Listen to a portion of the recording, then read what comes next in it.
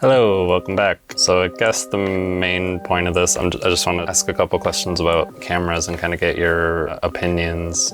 Also, what do you think of this setup? Obviously there's some weird spill right there. I should probably try to get rid of that, but I don't know, it's fine. Is the backlight weird?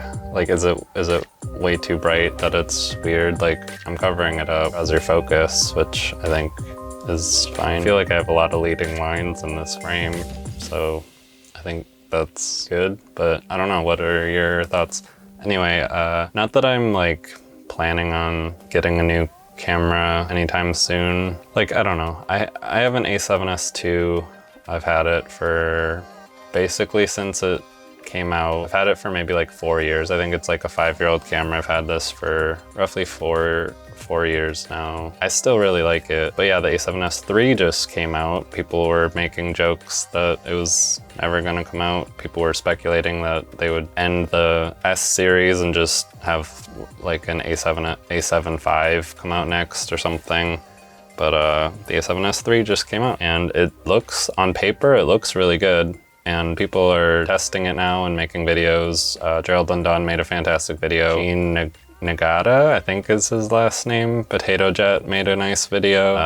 Lots of people. Kai W. Brandon from Linus Tech Tips made a nice video. Just a lot of people. It'd take a while to go through the list of all the people who made cool videos. But yeah, a lot of people are comparing the A7S III with the Canon R5 and R6. And all these cameras, I think, are all coming out in the next month or two, but people are doing some kind of early testing. And like I said, on paper and in the video tests, all the cameras look really, really good for the most part. The Canon R5 has a kind of bad overheating issue at roughly like 20-30 minutes, where the A7S III apparently can record all day. In Potato Jet's video, he made it like, I don't remember how long it was. Fro Knows Photos test, they recorded for 80 minutes on like the highest setting with no problems. But in Potato Jet's video, it was interesting. He put the camera inside like a heated chamber thing of some sort. I don't know what it was, but it was at like 104 degrees Fahrenheit, and he ran it for a while. I don't remember what it was, but it was like not a real, maybe if you're in like Texas or something, but it wasn't really a realistic setting. Like maybe if you're doing an outside wedding in Texas or something, or Arizona or something, some sort of event where you need to record for an hour. For a lot of people, I don't think that would be an issue, but like Sony has had a pretty long line of overheating problems. So now it's interesting to see that Canon is the one with the overheating problem. But the Canon R5 is an 8K sensor downscaled to 4K,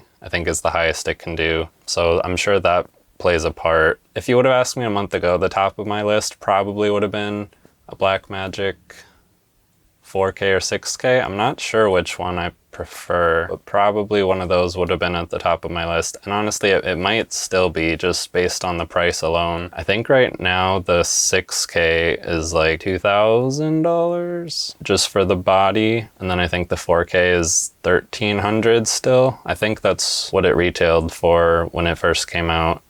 But the A7S III has a lot of really cool features, but it starts at $3,500. Just quite a bit. Like, you could literally get basically 3 pocket 4Ks for that price, but not really. Like, if you have to spec it out, then it's probably relatively similar, but you also kind of have to get some accessories for the A7S III. But not really, not as much. But one of the arguments with the A7S III and the Blackmagic is it's not really a photo camera, which, yeah, I mean, especially with the Blackmagic, like that is a cinema camera. Like, but on the 6K, you can take some pretty high resolution screen grabs of your video, and at 6K resolution, that's a pretty standard photo size for a lot of cameras. Like, maybe not modern day with like 40 megapixel, but I feel like that's kind of overkill. Like, most people are probably fine. Realistically, most people are probably fine with 12 which is what the A7S III does. It will be interesting. I haven't done a whole lot of research. I don't know a whole lot about it. It will be interesting to see what Panasonic is doing, because I know even today the GH5 and GH5S are great cameras. Micro Four Thirds, but really great cameras. Sometimes I'm not the biggest fan of full frame because it's so hard to keep things in focus. I'm kind of falling out of light. Yeah, what do you think of this frame? Before I was doing daylight balance. Right now I'm balanced for 3200. I changed my key light, so the backlight is like extra dark blue, which is kind of a cool look. It's so yellow. It's kind of an ugly yellow, to be honest. I really like watching Becky and Chris's channel. They have some great stuff. I'm pretty on the bandwagon of darker colors, like maybe a dark blue or like a kind of charcoaly gray. I think the colors that Becky paints their walls looks good on lighter skin tone. It looks really good.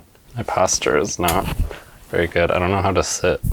And then I know like Nikon and some other brands, or like even Fuji for a second had decent video. Like if video is the main thing you're after, you're probably not gonna go with Fuji. Even, I haven't done enough research to really say any of this, but like if you're really after video, then I still think Blackmagic, again, it's kind of expensive to kit it out, but from what I've seen, the Blackmagic cameras look pretty amazing. I know the new 12K camera, that seems pretty ridiculous, but especially file like storage, like 4K is a lot to keep track of sometimes, especially if you're like double, triple backing up things. It's a lot already, let alone working with any sort of 8K or higher. 12K this year, like Blackmagic in the future. Like hopefully at some point they'll be like, all right, resolution is good. Let's work on, perfecting other stuff. But yeah, I just keep going back to the 4K and the 6K. Honestly, I can see advantages of both.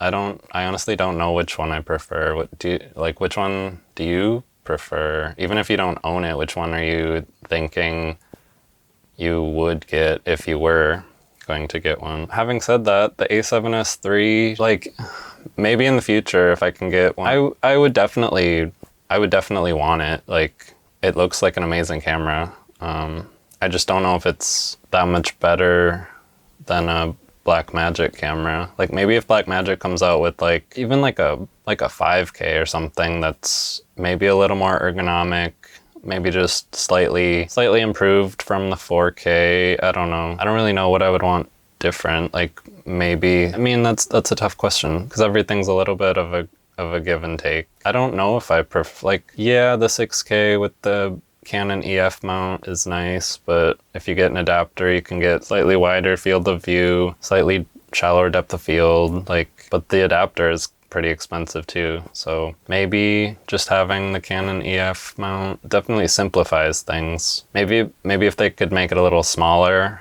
easier to fly on gimbals, that'd probably be better, but that pairs with ergonomics, which I said before. I don't know, it's a tough question. There's a lot of stuff that goes into it.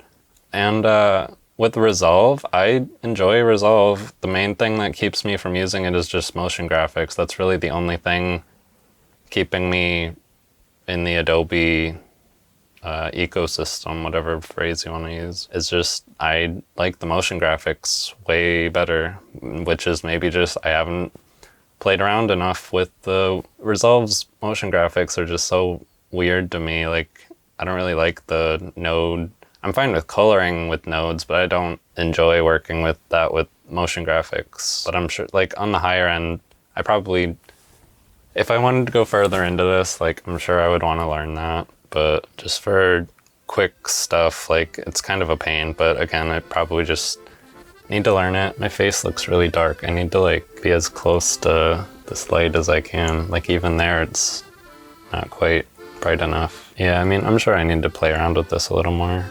I just need more light. Yeah, I don't know, this is plenty long enough. I just wanted to ask a couple questions. Yeah, I don't know, like this frame isn't perfect. I'll play around with it a little more. I'll probably try to find some different frames. I'll go outside and another random video, but I enjoy making these. Let me know what you think about cameras with all the new stuff coming out. It is an exciting time because, with all this stuff coming out in 2 or 3 years, it'll all be a lot better price, even though in 2 or 3 years, it might be outdated already. But I still like my A7S II, and that's 5 years old. It still makes nice pictures. I just need to improve the lighting a little more. I need to have an additional light, I guess, or key. I think I like this blue, this like dark blue. If I'm shooting in here, I'll probably stick with this shooting tungsten. All right, I'm rambling. Thanks for watching. See you next time.